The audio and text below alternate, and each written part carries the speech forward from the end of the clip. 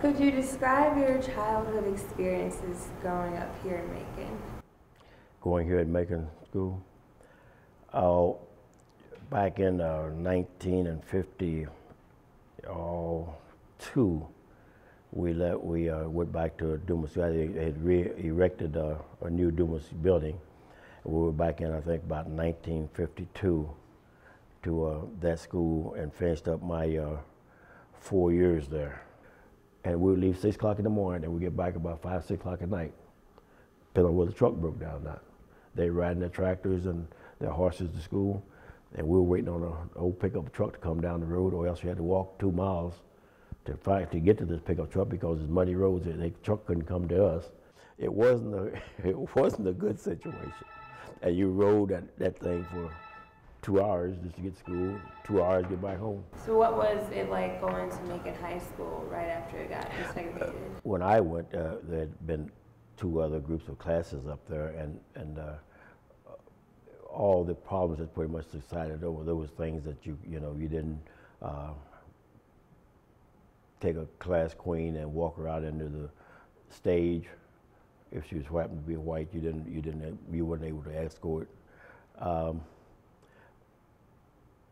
If it came to be a co-captain at the time, you wasn't most likely going to get a shot at that. That was a no-no. They just didn't do it at the time. Later years, a black person could become a co-captain, but at the time we went, you would not become a co-captain. Our problem was, if something we wanted to do or we wanted to take a stand, our folks wasn't backing us. They didn't want to make any waves. So you were left out there on your own, or else you were out there to embarrass the family. And then again, too, you were cautious because whatever you done, the breadwinner's job was on the line because they could not keep you in control, so they would lose their job.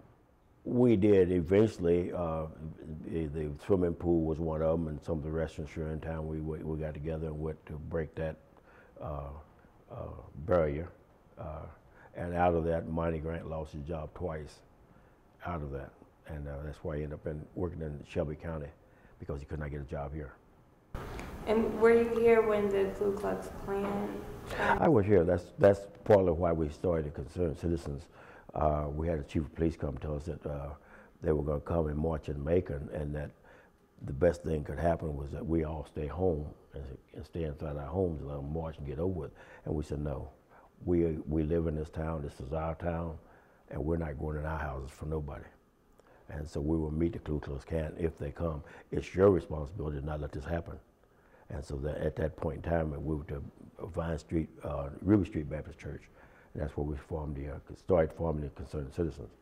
And then after that subsided, we continued to go on and fully developed a Concerned Citizen, and it's existed for several years and still in force right now.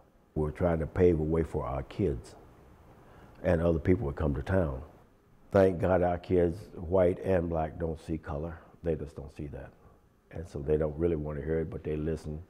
But we want them to prepare them to where there's going to be heartbreak at some point in time, so be prepared for it, and then they can relate back to what they were told.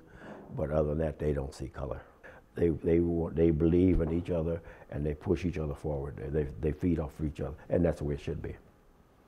That is just what Martin Luther King envisioned. So you're happy. Child should lead the way.